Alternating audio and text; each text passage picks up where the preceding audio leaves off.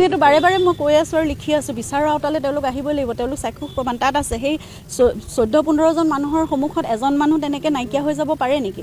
সেইটো কোনে দিলেহেঁতেন? আপোনালোকে কওকচোন। আপোনালোকৰ সন্মুখত জুবিন গাৰ্গক কেতিয়াবা নোহোৱা হৈ যাবলৈ আপোনালোকে দিলেহেঁতেন নে? নিজৰ প্ৰাণৰ মানে কি কয় নিজৰ প্ৰাণলৈ কেয়াৰ নকৰে আপোনালোক আগবাঢ়ি গ'লহেঁতেন, হয় নহয়? তেওঁলোক ন্যায়ালয় আহিবই লাগিব। তেওঁলোক আহিবই লাগিব। কিন্তু সেইটো এতিয়াও শেষ হোৱা নাইতো, প্ৰক্ৰিয়াটো আৰম্ভ হৈছেহে। সেইখিনি আমি নাজানো, সেইখিনি আমি গম নাপালোঁ। কিন্তু সেইখিনি আমাৰ সদায় দাবী আছে, আমাৰ সদায় সেইখিনি হেৰি আছে যে তেওঁলোক আহিবই লাগিব। তেওঁলোকো সমানে দোষী আমাৰ মতে। আমাৰ চকুত তেওঁলোক এই ইয়তখনত থকা প্ৰতিজনেই সমানেই দোষী আৰু তেওঁলোকে প্ৰতিটো বস্তু দেখিছে। তেওঁলোকে বহুত অৱহেলা কৰিছে, আওকাণ কৰিছে, জুবিনৰ ট্ৰিটমেণ্টলৈকে আওকাণ কৰিছে। আৰু এই কথাবোৰ মই ছ'চিয়েল মিডিয়াত বহুত দীঘলকৈ মই লিখিছোঁ। চাৰ্জশ্বিটখন পঢ়াৰ পিছত তাত লিখা আছে যে ৭৫ মিনিট অৱহেলিত হৈ জুবিন গাৰ্গ পৰি থাকিলে, তেওঁক পানীত বমি কৰা তেওঁলোকে দেখিছে, মুখেৰে ফেন ওলোৱা দেখিছে। তাৰপিছতো নৰ্মেল গেষ্ট্ৰিক বুলি কৈ সিদ্ধাৰ্থ শৰ্মাই কথা কোৱাৰ পিছত তেওঁলোক সাধাৰণভাৱে তেওঁলোকো কেনেকৈ ৰৈ থাকিলে? এজনৰ ভাষ্যত আছে তেওঁৰ চিজাৰ এটেক হয়তো আহিছে, দাঁতে লাগিছে, তাৰ মুখৰ ভিতৰত এডাল চামুচৰ নিচিনাকৈ টং এডাল ভৰাই দিছে। গতিকে এই গোটেই কথাবোৰত তেওঁলোক সকলো জড়িত হৈ আছে। আৰু তেওঁলোকে কৈ আছে বাট কি পৰিমাণৰ তেওঁলোকৰ অস্বাভাৱিক পৰিৱেশ মানে অৱস্থাত জুবিনক পানীত নামিবলৈ দিছিলে। কিয় নামিবলৈ দিছিলে?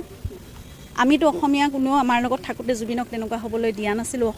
অসমৰ কোনো এজন নাই যে তেওঁলোক অসমীয়া নহয় নেকি? তেওঁলোকক জুবিনক অকল মানে যিখিনি সময়ত ফূৰ্তি কৰিবলৈ লাগিছিল, অকল এণ্টাৰটেইনমেণ্টৰ এটা শ্ব'জ হিচাপেহে জুবিনক লাগিছিল নেকি? তাৰপিছত কোনো দায়িত্ব নাছিল তেওঁলোকৰ? তেওঁলোকে নিজে আহি ক'ব নালাগিছিল তেওঁলোকৰ সেই ঘটনাত সেইদিনাখন কি ঘটিছিল? অন্ততঃ সেই কথাখিনিতো তেওঁলোকে শুদ্ধভাৱে তেতিয়াই ক'ব পাৰিলেহেঁতেন। আমি ইতিমধ্যে দিছোঁ, সেইখিনি হেৰি দিয়া হৈছে, যোগাযোগ কৰা হৈছে। সেই বস্তুবিলাক নতুনকৈ ইনভলভ হ'ব, আমি তেতিয়া সময়ে গম পাম। আৰু আমাৰতো স্থিতি একেটাই আছে, তেওঁলোক আহিবই লাগিব আওতালে, সিমানে। মই মন্তব্য কৰিছোঁ, মই এইটোৱে বিচাৰিছোঁ যে তেওঁ সঁচা কথাটো কওক। তেওঁ নিজৰ ভাতৃ হিচাপে, তেওঁ এজন পুলিচ অফিচাৰ হিচাপে তেওঁৰ সম্পূৰ্ণ দায়িত্ব আছে। তেওঁ ঘটনাস্থলীত উপস্থিত আছিল, গতিকে সকলো চাক্ষুষ প্ৰমাণ তেওঁ। সেই হিচাপে তেওঁ গোটেই কথাখিনি সঁচাকৈ কওক। তেওঁ যিমানখিনি নিজৰ ককায়েকৰ কাৰণে অন্ততঃ সেইখিনিতো তেওঁ নিজৰ পৰিয়ালৰ কাৰণে সেইখিনি কৰিব লগাটো তেওঁৰ দায়িত্ব বুলি মই ভাবোঁ। তেওঁৰ কৰ্তব্য কৰিব লাগে। একদম আটাইতকৈ যিটো মানে ভয়ানক শাস্তি হ'ব পাৰে সেইটোৱে শাস্তি দিয়ক। মানে অসুৰবধ যিটো মই যোৱাবাৰ কৈছিলোঁ, অসুৰবধ হওক, এই অসুৰবধেই হ'ব লাগিব আৰু তাৰ বাহিৰে গত্যন্তৰ নাই। অপশক্তি নিৰ্মূল কৰিবই লাগিব আৰু সেয়াই পৃথিৱীত সেইটোৱে আচলতে ভগৱানে যদি ন্যায় দিয়ে সেইটোৱে ন্যায় দিয়ে। গতিকে অপশক্তি একেবাৰে সমূলি ধ্বংস হ'ব লাগিব। সেইখিনি আমি নাজানো, সেইখিনি আমি গম নাপালোঁ। কিন্তু সেইখিনি আমাৰ সদায় দাবী আছে, আমাৰ সদায় সেইখিনি হেৰি আছে যে তেওঁলোক আহিবই লাগিব।